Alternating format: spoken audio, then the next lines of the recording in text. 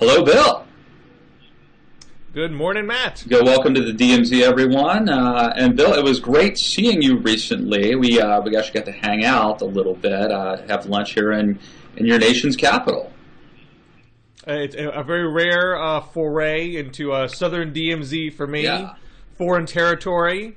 But we had a lovely chat at lunch with the great Carl Cannon over at Real Clear Politics, who for some reason decides to publish my scribbles a couple times a month, and works across the street from you. So do you guys see each other more often? Well, I see him more often than when I worked for him. He used to be my editor at Politics Daily, and I never saw him because we all work remote. Rarely saw him, only at parties and stuff, like Christmas parties. So, but now I bump into him occasionally, but not as much as I should. Carl Cannon, great guy, by the way, and everyone should be reading him. And he puts out this great daily newsletter at Real Clear Politics. I would highly recommend signing up for that. Good stuff. Well, and what he does there, he puts out a summation of what's on the Real Clear Politics site and news and opinion from around the country. But he always adds a historical anecdote every day. There's 5 days he's doing historical anecdotes, and he actually had a 9/11 anecdote today.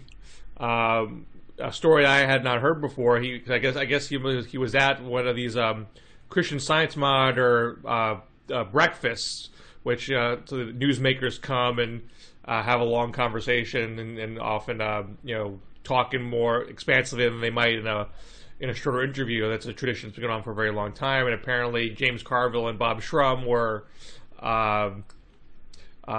talking down George Bush's political prospects on the morning of 9/11 at this breakfast, when all of a sudden all the phones light up and they saw that the towers were hit. And as everyone's scrambling to their news decks, Carville says that disregard everything that was said today. Everything's changed. Like immediately, politics is right on his mind. That tells you all. Right. So I thought that was interesting anecdote on a otherwise somber day.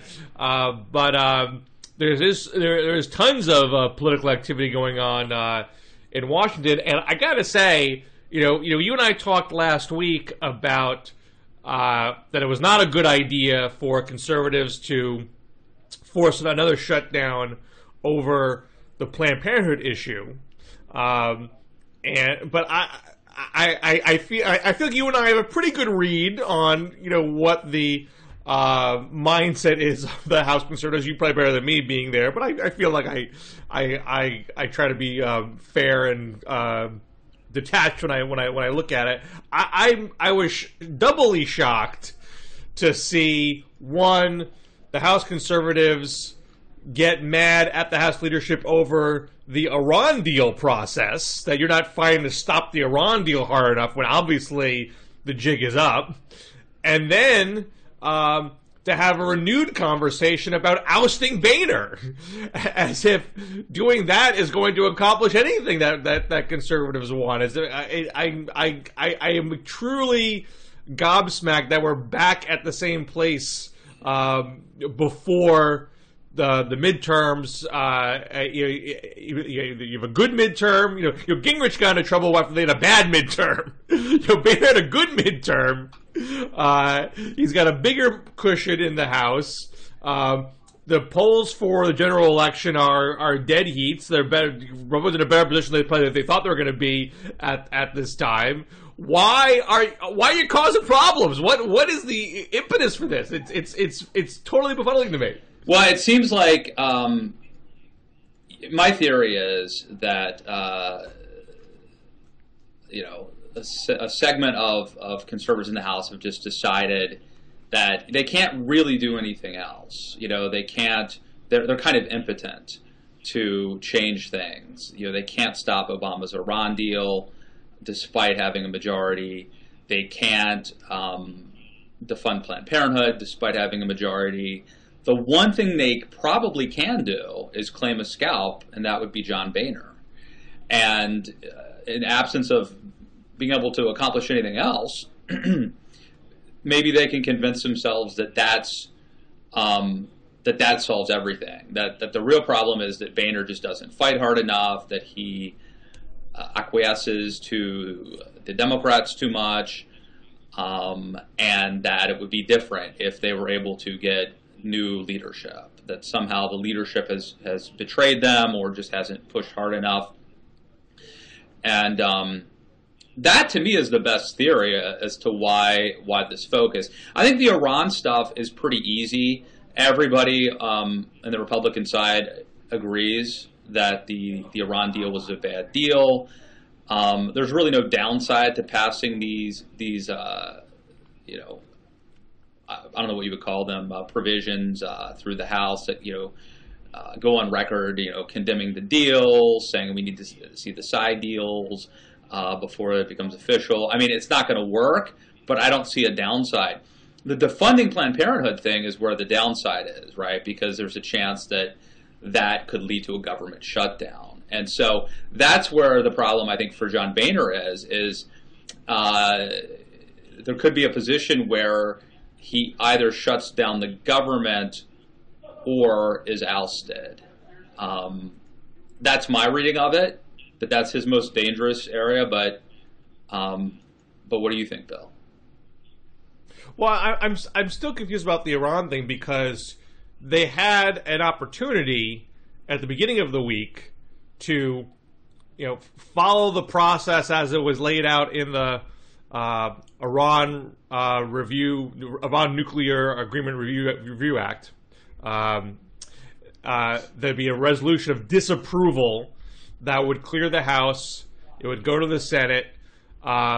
And it was kind of dicey whether or not, say, Democrats were going to filibuster it. They had 42 senators saying they would support the deal, but one of them, at least, was indicating he wasn't going to follow through with the filibuster. Then you only would need one more after that to not filibuster, and then you would at least put it on Obama's desk and make him veto it. So there'd be a certain symbolic victory that only by Obama's pen does this deal survive.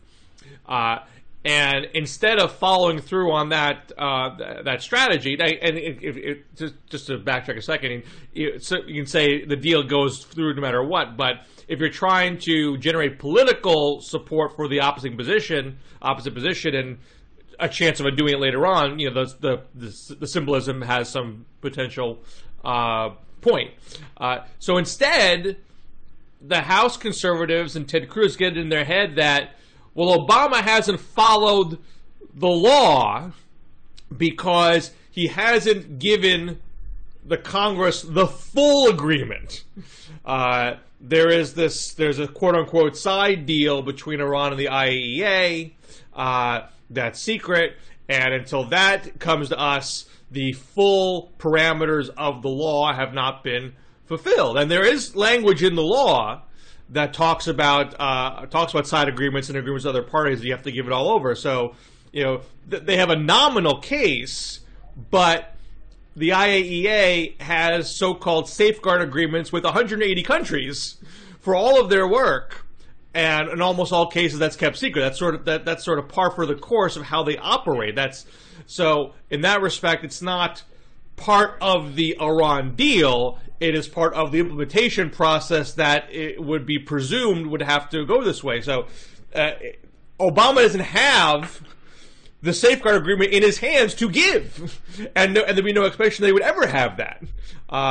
So you have the House now hung up on this point, and they will likely vote to say this week. You have not given us the full deal. This cork cardon process hasn't gone forward, but that provision is not going to clear the Senate, of course. Yeah. And I don't see what legal standing you would have when the Congress can't even agree on that point to go to a court and say Obama's not fulfilled his due diligence here, and it's extremely judges are extremely reluctant to get involved in foreign policy disputes between the executive and the legislative. Yeah. So now Obama gets to implement the deal without Congress having any opportunity to formally disapprove. So I just don't get why they had to take it to that level on this. Well, okay, so I think there are three measures, two of which you mentioned. One, of course, is just sort of condemning. So one is sort of a vote just to show that they don't support the deal. The other is condemning the side deals, and the other is a bill banning the administration from lifting sanctions. And I think you're correct that that none of those three things will actually, matter, but they get to go on record as being against this Iran deal, and they get to say they tried as Boehner said yesterday, we'll use every tool at our disposal to stop, slow, and delay this agreement. So it just shows that they're trying everything. And I think, though, the interesting thing to me here is that this is really no skin off John Boehner's nose. I mean, it's a fool's errand, probably. It's a moot point, but it's symbolic, and I don't really see a downside to it. But when it comes to the downside would be that it once again makes the Republicans look divided and in disarray. That they can never get on the same page with a basic strategy, and they also can't do any. They can't take any issue, no matter how sensitive. Here's this is foreign policy. It's supposed to be politics stops at the water's edge, all that kind of stuff. That now descends into the most petty, fractious partisan politics. And then it's going to feed right into this whole Planned Parenthood deal, where once again it seems like the House and Senate Republicans can't get on the same page, and they just seem like the same sort of sophomoric fractious bunch all over again. Right, but I think so I think you're right. I mean, marginally passing these, there may be some downside to going through this exercise with Iran, but I think the upside of keeping the base happy, showing that you're doing everything you can to try to slow or stop the Iran deal, by far outweighs it. I don't think it really moves the needle that much either way. But the possibility for defunding Planned Parenthood leading to a government shutdown, to me, is a much more interesting story. And what does Boehner do? It seems like they now have the votes in the House. The House Freedom Caucus would seemingly have enough people saying on the record, we won't pass any bill to keep the government open that funds Planned Parenthood in any way. We talked about this last week. Boehner is going to have to get Democratic votes if he's going to get a bill through now. I mean, I suppose he could start with a bill that defunds Planned Parenthood, but once that's a dead letter in the Senate, because that would get filibustered, he's back to having to beg Democrats for votes. So it seems like we're going to get to that point pretty quickly. Yeah, they're going to pass a bill, a CR, that includes defunding Planned Parenthood. It'll die in the Senate, and then if Boehner tries to pass a clean bill, that's when there could be a problem. You mentioned the Freedom Caucus. These are people like Mark Meadows, who filed a motion to remove Boehner, Jim Jordan, Justin Amash, and Mick Mulvaney, just to name a few. And remember, in January, 25 Republicans voted against Boehner as Speaker. All you need is 30. And so, this is not a joke. I mean, I think it's it's certainly possible that Boehner could be ousted. I mean, that's crazy, right? That's a crazy thing to have happen in this moment. I don't think it's crazy. I mean, look, if you've got a baseball team or a football team that's perpetually losing and underperforming, sometimes you get rid of that manager or that coach, and it's not always the coach's fault necessarily. Boehner's had a pretty good run, or a pretty long run at this point. The problem, I think, for the conservatives is that that there's a chance that they end up with worse than what they've got. There's probably the best possible scenario would be Jeb Hensarling or Tom Price, somebody out of the Republican Study Committee School of Thought, who's pretty conservative, but also respected, to become Speaker. Second best scenario would be they cut a deal with McCarthy, who's the majority leader now, where the conservatives would elevate McCarthy to the speaker, and they'd bring in a hardcore conservative as the majority leader. But McCarthy's considered an establishment type, a Boehner type. Yeah. He's not considered a Tea Party guy. That's why this would be like a coalition deal. You only do that. But see, then McCarthy becomes a puppet, and then his time is limited, right? Like once you get a hardcore conservative as majority leader and McCarthy as speaker, how long before they turn on McCarthy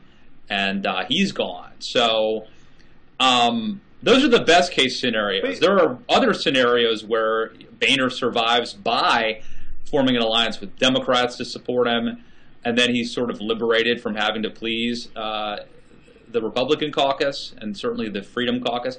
And then there's another scenario where Democrats elect a very moderate Republican speaker. And so you actually get a more moderate speaker than John Boehner.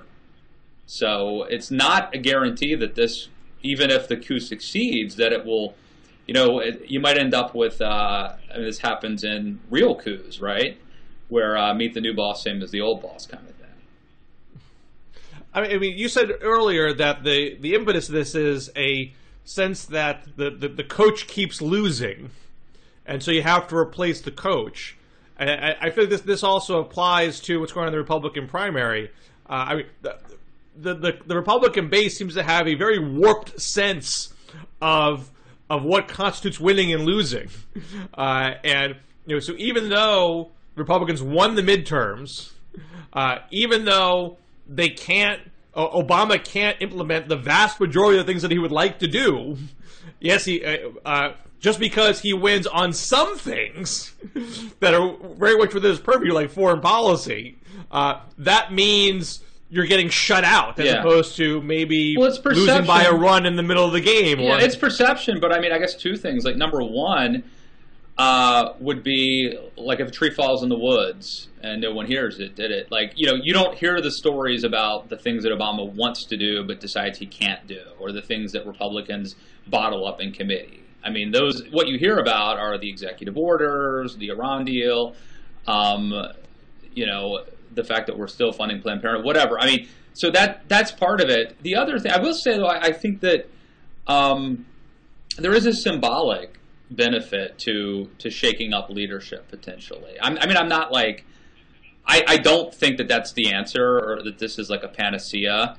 I think it's sort of naive to think that, but I also think that sometimes shaking things up, what can you do? I mean, you got to change. Is it a coincidence that the Denver Broncos didn't start winning Super Bowls until they changed their uniforms? I don't know.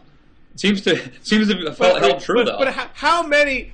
Well, let's keep this on sports. How many managerial shakeups actually lead to the team performing better? I mean, or how many times is just sacking the manager is treating that guy like a scapegoat when your team is actually not that good?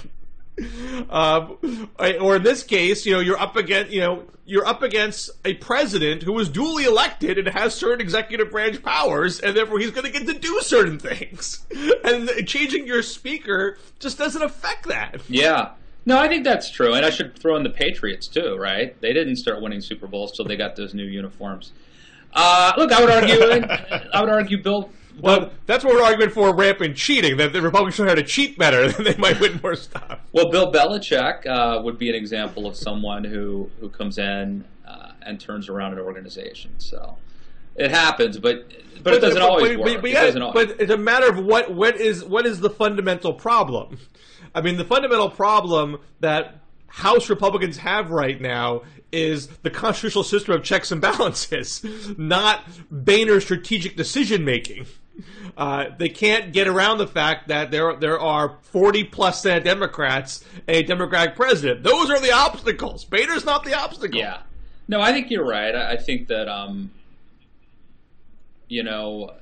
Obama he passed Obamacare during a brief time when Democrats controlled three branches of government, or three. They controlled both houses of Congress and the presidency. and that's a rare thing. And then they still needed to use reconciliation and trickery and all sorts of other stuff to actually get it done. But here's the thing that Republicans tell me, and I interviewed John Hawkins from Right Wing News on my podcast recently, and he said, let's give Nancy Pelosi and Harry Reid some credit here. Sorry, Bill, my computer froze up there for a second. Hopefully, doesn't mess things up too bad. I'll just keep rolling. He gave so John Hawkins says, okay, granted, Democrats had the presidency, they had the Senate, they had the House, but Harry Reid and Nancy Pelosi were willing to put their majorities on the line in order to push through an agenda, right? So just getting elected, just winning midterms doesn't constitute a win. Changing policy constitutes a win. And Pelosi and Reid were willing to jeopardize or sacrifice their majorities in order to actually change America and pass policies. And then the question is, would Republicans do the same thing? And Hawkins concludes that no, that even assuming Republicans had this sort of supermajority and they could get anything done, they wouldn't have the stomach to push through a conservative agenda that would be like as radical as Obamacare. And you know what? I think Hawkins might actually be right about that, for what it's worth. Well, I think that's an important issue. Here's where the leadership does matter. How do Republicans use the congressional majority they have right now, even though they don't have the White House? And they have chosen not to spend the last 8-9 months passing legislative items that highlight what their preferred agenda is. They didn't say, well, here's what we would do on health care, and here's what we would do on immigration, here's what we would do on tax reform. They haven't been able to do that. Now, I personally would not pin that on the leadership. They're not doing it because their caucuses are not unified on those subjects. So they can't put those bills on the floor and have them actually clear the Congress very easily, because they would be stuck in these same kind of interesting battles that they're into anyway. And so I would say that blame largely falls on the Tea Party side of things, because their obsession is not making the leadership pass policy agenda items. Their obsession is, how can we be a bigger wrench in Obama's works? So the whole focus is not on showing off what the conservative agenda is right now. All right, well, that's a fair point. But so let's say that I think we probably agree that John Boehner isn't the problem. But maybe they need to learn that, and maybe getting rid of Boehner is the best way to learn that he wasn't the problem. And what does it matter? He's probably going to retire sooner rather than later anyway. The only even if we'll concede he's not the problem, I think we'd probably concede he's also not the master of the House. I mean, he's not an indispensable leader or member. Got fast track pass. Other than the fact that you may like him, not you, but other than the fact that we may like him personally, we may think that he's fine. What's the benefit of keeping him? In other words, there may not be a huge benefit. There may not be a huge benefit to getting rid of him, except that we might learn the lesson that it wasn't him. It's us, not him. But what's the downside to getting rid of Boehner? Especially if you could get, cut a deal and get a conservative either in as speaker or majority leader. I mean, I have said for a while that I think there is a huge, anchor around the Republican Party, because they don't seem like they are really ready to govern in a serious, responsible way. And I had predicted, before the midterms, that it would be good for Democrats if they did lose, because Republicans would then prove that they're not ready for prime time and can't govern in a responsible, serious way. So once you start playing, leadership leadership coup, that does not give a feeling to the public that this is a party that has its act together. I mean, this is not quite the same. It's not quite analogous, but in Australia, the Labour Party, at least that's a parliamentary system of government. So the party in the parliament, can rotate their leadership if they so choose, without going to a presidential election. And they had this back and forth between their leadership. It was Kevin Rudd, and then it was I forget the woman's name who took over, and then it was Kevin Rudd again. And that back and forth did not give a good feeling to the Australian public, and that whole party got ousted in the subsequent election. So it's not as dire to swap out the speaker, because that speaker's not the presidential candidate, but I do think it gives that same feeling of instability that doesn't make people think this party is prepared to actually control all branches of government. Well, I don't think it matters that much. I think that what Donald Trump is doing to the brand is much more damaging. As long as there's not a shutdown, I don't think that the public cares that much about, if Republicans pass show votes or if they change the speaker. I don't think, that it's the brand is going to be tarnished, or it's going to look like they're in disarray, or that they're not that competent. I think it's much more important what happens with Trump and Cruz and Carson and Jeb and all that. And then if you get a Republican president in, that's sort of where the action is. So I don't think it matters that much, but I do think that Boehner could seriously be in jeopardy based on all the things that we've described here. But again, let me say, well, I think that the one thing that maybe the fever only breaks if you give them a scalp, and they see that, if Hinterling or somebody becomes speaker, he's not going to be able to wave a magic wand. And maybe that's what it's going to take for people to realize that, like, oh, we can't just make things happen by, like, what is it, the Green Hornet? If you just try Green Lantern. I'm sorry, got my superheroes confused. The Green Lantern. If you just try hard enough, you can make it. If you just fight hard enough, you can make things. You can change the laws of physics, and you can. What is the line from my cousin Vinny? Were they magic grits? So we shall. I'm not predicting that Boehner's going down, but I am saying, from what I can tell, this is the most serious. He's faced many, challenges and coup attempts, but I think this is getting more serious.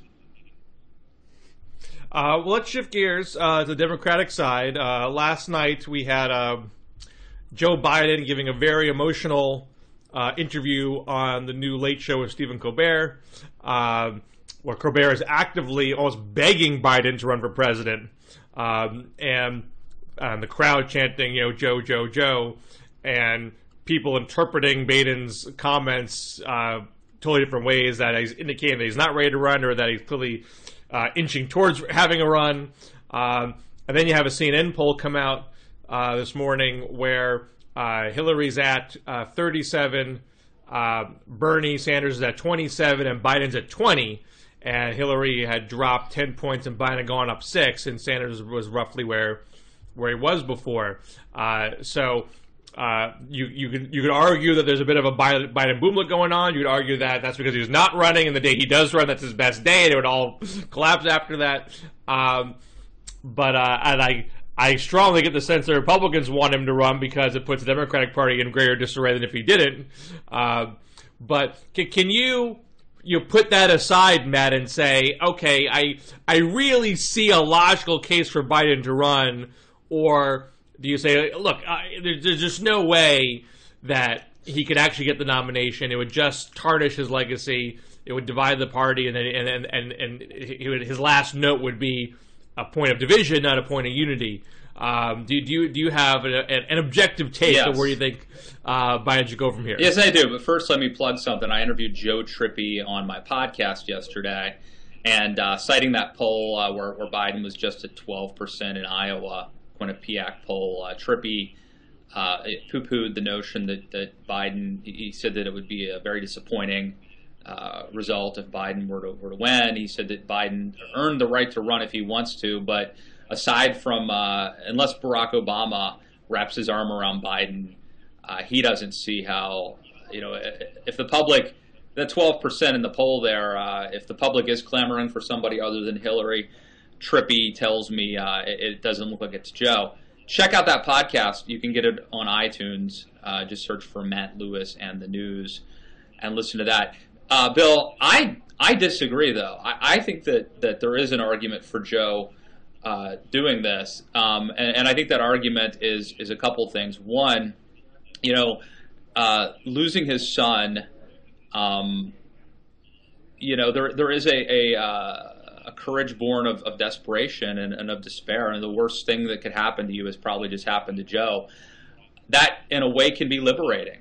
It can give you why not take this chance? It puts things in perspective. It makes your legacy and all that stuff seem trivial in comparison. So I think that the death of Beau Biden, we've seen leaks from somewhere to Maureen Dowd and others that Beau wanted Joe to do this.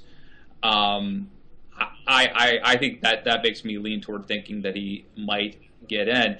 The other thing, too, is if Hillary does collapse, if people go looking for an alternative, you sort of need to be in the race. There are filing deadlines, unless maybe it goes to a convention or something. But I think, generally speaking, if Joe were to get in and sort of run a campaign that is respectful of Hillary, certainly that sort of bides its time, no pun intended, with the Biden name there.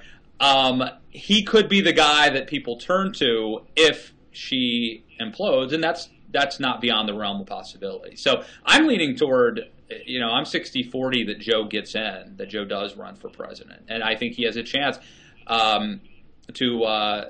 I'm not predicting that this would happen either, but I don't think it's absurd that he could, sitting vice president, two-term vice president. The last thing I'll say, Bill, is this is a guy who clearly wants to be president. James Carville says that running for president's like having sex. Nobody wants to do it just once. Biden ran in 1988. He ran 20 years later in 2008. Clearly a guy who wants to be president, who has the fire in the belly, or has had it in the past, certainly, for decades. So, I don't know. I put all those things together, and I think Joe runs. Yeah, I don't understand that Carville line. Running for president sounds horrible. Running for president does not sound to you and enjoyable me. Like sex. Well, you and me are normal, but these are political animals with a ravenous political libido. That's why they run. That's why they're different than you and me, and that's why Joe probably gets in. Well, I'm not going to be a mind reader. I mean, he may well get in because if he wants it, he wants it, and the heart wants what the heart can't get wants. it if you. Right, but I think logically it doesn't make sense because it obviously would make the primary very divisive. And look, divisive primaries happen, and 2008 was very divisive, and all worked out okay in the end. I mean, I think the Democratic Party would survive a divisive primary, but Biden's role in that would, I think, more likely besmirch his legacy than enhance it. He would immediately be accused of being the personification of a glass ceiling on Hillary.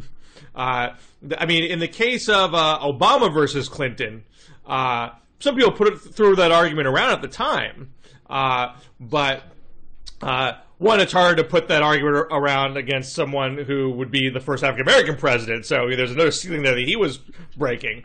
But more fundamentally, he had a substantive reason to oppose Hillary at the time. I mean, the Iraq vote was a huge flashpoint in the race, and he was making a case that he had a different set of values and political philosophy that was more reflective of the Democratic Party and superior for a president. Biden doesn't have that vis-a-vis Hillary. They're not from different spectrums of party thinking. They're both mainstream establishment Democrats. So it's more obvious that for him to run is strictly out of personal desire. It's totally ego. That I think I'm better at this than she is, and that's that. It's not because I have a different policy platform that she does. I think it's better for the country. So I think the glass ceiling argument hits harder on him, and therefore, instead of being the end of his political career being the most influential and consequential vice president in history, it's a guy who couldn't let it go and went out on a sour note. Whereas if he decided on October 1 to endorse Hillary after all this drama, to come out on the other end and say, you know what? She's really the best. I worked with her. She's going to do a fantastic job. She's earned it. She believes in X, Y, and Z, and I do too. Well, let's all get behind her.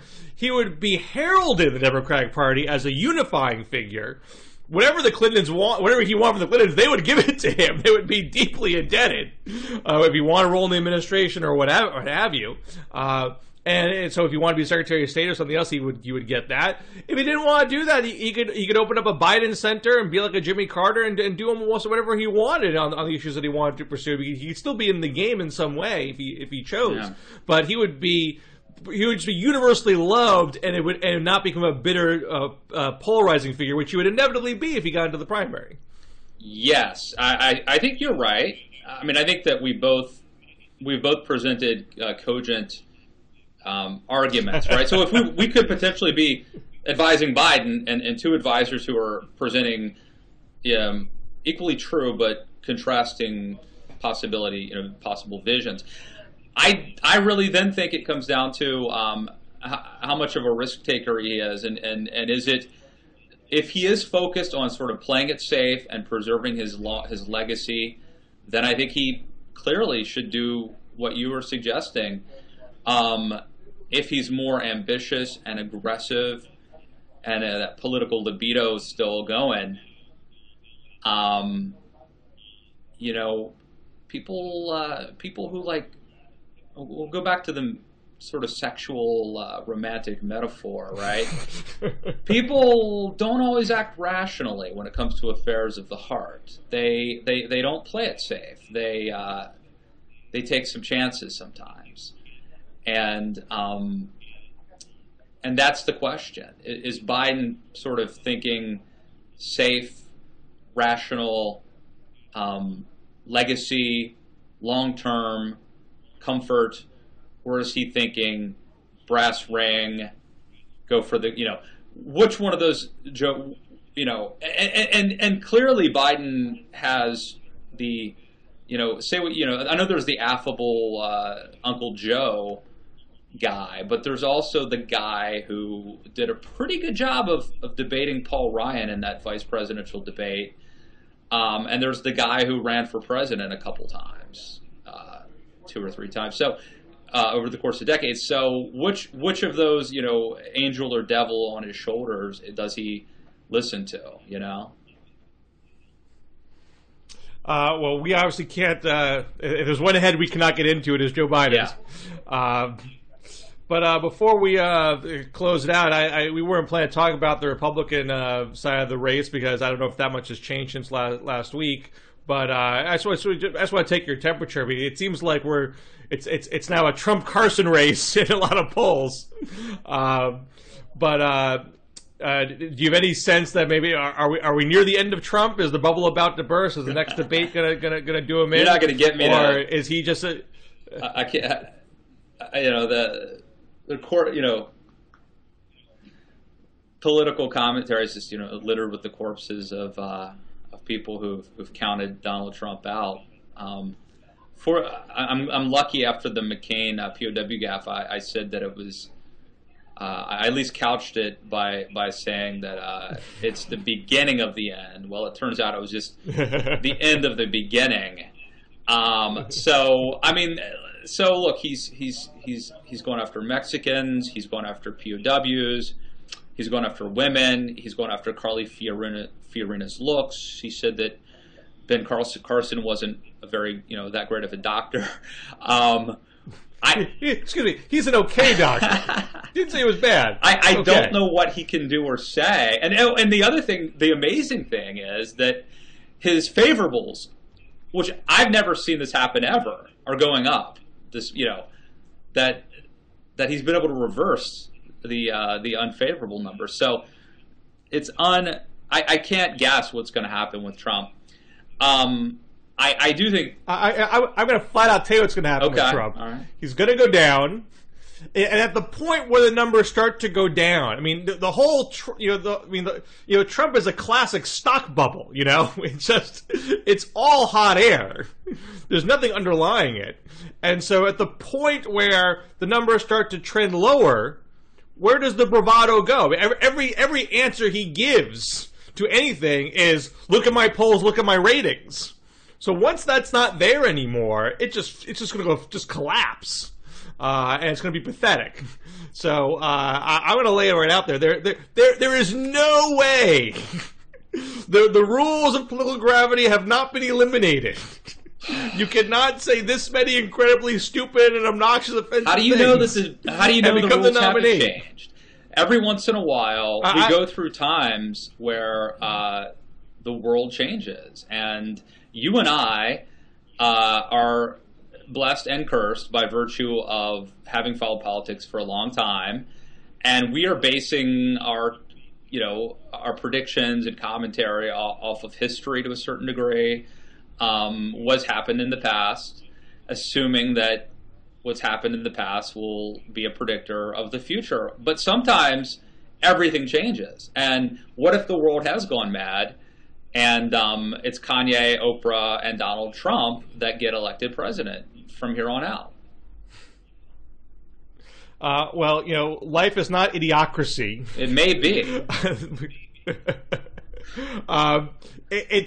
It's just not rational. No, look, there are plenty of people on the left who think so little of your party that believe, well, Trump is just an authentic reflection of the conservative base, and that's why he can do this in perpetuity. And I submit to you that your party is not that bad. That there is a sense of, let's at least vote for someone who has a plausible chance of winning the White House. And yes, I know there's some general election trials you can point to where Trump is ahead by a little bit, but it's frickin' September, people. Well, Dave Weigel, I will say Dave Weigel at the Washington Post, I don't know if I agree or not, but he had an interesting observation about a week ago where he said that the fact that Hillary is doing so poorly and she looks vulnerable is actually helping Trump, because Republicans, conservatives, feel like they don't have to play it so safe, right? So if they thought that Hillary was this behemoth that they were going to have a really hard time beating, maybe they would have to play it a little safer. But because Hillary looks so weak and so vulnerable, they can go big, and they can go with the person they really want, who's really inspiring them. They don't have to settle for a politician. They can go for Trump or Carson or Carly. I don't know if that's true or not, but it's an interesting theory. Well, we're in a summer where Hillary's basically taking it in the teeth almost every day in the summer. It's sort of analogous to where John McCain was in 2007, where John Kerry was in the summer of 2003. And so all that negative drip is on that person, and other folks who are far less plausible are getting a relative free ride in the media. There is going to be a day where somebody takes the wood to Donald Trump. It's only begun a little bit. Jeb's had a couple of ads. Jindal gave his speech yesterday. There are so many of attack lines that have yet to be used do it on Trump. It can't be done in a speech. It can't be done rhetorically, because Bobby Jindal just doesn't look. He's not the guy to do it. You can't get into. the wrestle with the pig sort of line, right? I mean, the pig enjoys it, and you just get muddy. But I think ads are, the whole. Remember when Mitt Romney came to town, ads that Newt Gingrich's super PAC ran against Romney. We haven't seen money spent taking down Trump, and if there was a super PAC who did a really good job, I'm sure Trump's got hard. I mean, we could probably write the ad now. I mean, Trump's got there's a lot of oppo out there on Trump. He's got a lot of problems, but if somebody were to put the money behind it and do a really compelling ad that was brutal and really put the money behind it, then we would see, can that drive up his, can that drive down his favorables, and can you muddy him up so bad? But no one's done that yet. So effectively. Well, and that's true about Trump. That's true about Carson. That's true about Sanders, and that's true about Biden.